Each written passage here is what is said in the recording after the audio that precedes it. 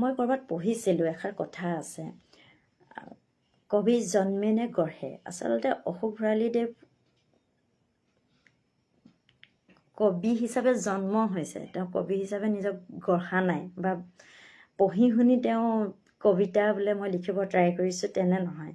কিছুমান মানুহ যেনেকৈ শিক্ষক হিচাপে জন্মে নে গঢ়ে, শিক্ষক হিচাপেই জন্মে। এখেত অশোক ভঁৰালীদেৱ কবি হিচাপেই জন্ম। কবিতাৰ শিৰোনাম, জীয়াই থকাৰ প্ৰতিদিনে মোৰ বাবে বিশ্ব কবিতাৰ দিৱস। জীয়াই থকাৰ প্ৰতিদিনে মোৰ বাবে বিশ্ব কবিতাৰ দিৱস। কবিতাটি ভাল ধৰণে মন দি শুনিব। তেখেতে যিহেতু আমি জানো কেইদিনমানৰ আগত বিশ্ব কবিতা দিৱস হৈ গৈছে, আৰু কবিতা দিৱসক লৈ তেখেতে এটা বৰ সুন্দৰ কবিতা আমালৈ লিখি পঠাইছে। অক্লান্ত পৰিশ্ৰমৰ ঘামৰ টোপোলাৰ উৰ্বৰতাত শুকাই কৰাল বন্ধা চকু পানীত যেতিয়া আশাৰ গজালি মেলে, তেতিয়া প্ৰতিটো দিন মোৰ বাবে হৈ পৰে বিশ্ব কবিতাৰ দিৱস। জীৱনৰ কঠিন পথাৰখনত যেতিয়া দুখৰ বতাহে আঘাত কৰে, তেতিয়াও বুকুৰ ভিতৰত এটা সুৰে গোপনে গাই উঠে, এটা সৰু সুৰে গোপনে গাই উঠে জীৱনৰ আন এটা নাম সংগ্ৰাম। এয়াই জীৱন, এয়াই কবিতা। নিস্তব্ধ ৰাতিৰ আচলত যেতিয়া সপোনবোৰে কথা কয়, নিশব্দ অশ্ৰুৰ শব্দবোৰো এটি পংক্তিত পৰিণত হয় মোৰ অদৃশ্য ডায়েৰীৰ পাতত। ভোক, বেদনা, সংগ্ৰাম আৰু আশা, এইবোৰে মিলি গঢ়ে মোৰ শব্দ, আৰু এই শব্দবোৰে লিখে মোৰ জীৱনৰ অমৰ গীত।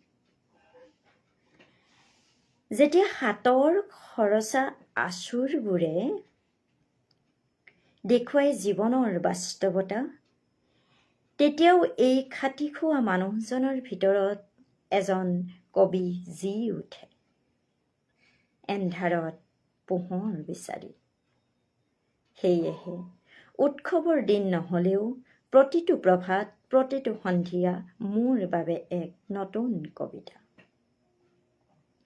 এটা নতুন অনুভৱৰ জন্ম।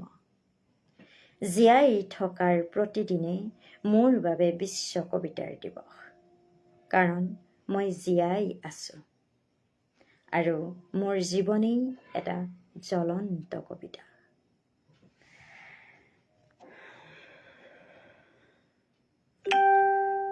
আচলতে মই কবিতাটি পাঠ কৰি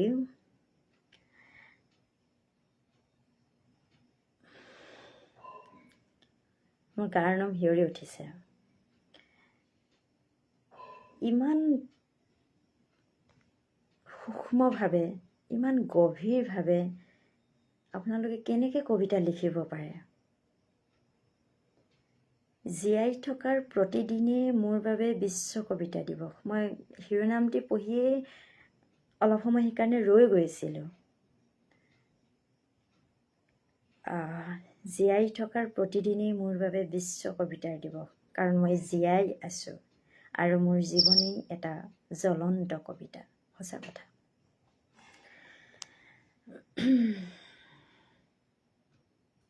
আপোনালোকৰ ভাৱসমূহ, হৃদয়ত দোলাৰিত কৰা যিবোৰ শব্দ, সেই শব্দসমূহ যে অনুৰণন হৈ কবিতাৰ মাধ্যমেৰে প্ৰকাশ হয়, আৰু এজন কবিৰ বাবে সঁচা অৰ্থত ক'ব গ'লে এটা দিনক আমি বিশ্ব কবিতা দিৱস বুলি জাষ্ট চেলিব্ৰেশ্যনৰ এটা দিনহে। যেনেকৈ আমি টিচাৰ্ছ ডে বুলি কওঁ, এদিনক আমি টিচাৰক ৰেচপেক্ট দিটো নহয় ন, প্ৰত্যেক দিনে আমি ৰেচপেক্ট দিব লাগে। বা এটা দিনক আমি ফাদাৰ্ছ ডে, মাদাৰ্ছ ডে কৈ নহয়, প্ৰত্যেক দিনে আমি আমাৰ পিতৃ মাতৃক সন্মান প্ৰদৰ্শন কৰিব লাগে। ঠিক তেনেধৰণে অশোক ভঁৰালীদেৱে ইমান সুন্দৰকৈ প্ৰকাশ কৰিছে যে জীয়াই থকাৰ প্ৰতিদিনেই মোৰ বাবে বিশ্ব কবিতা দিৱস। এটা দিনত বিশ্ব কবিতা দিৱস পালন কৰি কবিতাক মৰ্যাদা দিয়াৰ কথা নহয়। প্ৰতিটো দিন, প্ৰতিটো ক্ষণ, প্ৰতিটো মুহূৰ্ত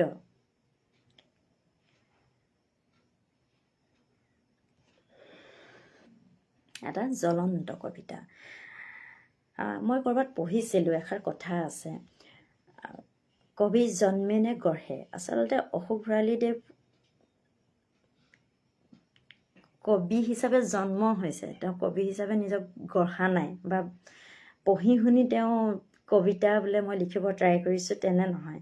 কিছুমান মানুহ যেনেকৈ শিক্ষক হিচাপে জন্মে নে গঢ়ে, শিক্ষক হিচাপেই জন্মে। এখেত অশোক ভঁৰালীদেৱ কবি হিচাপেই জন্ম হৈছে। সেইকাৰণে আচলতে ইমান ডেফ্থত গৈ, ইমান গভীৰত গৈ ধুনীয়া এটা কবিতা লিখি আমালৈ পঠাইছে। ধন্যবাদ জ্ঞাপন কৰিছোঁ।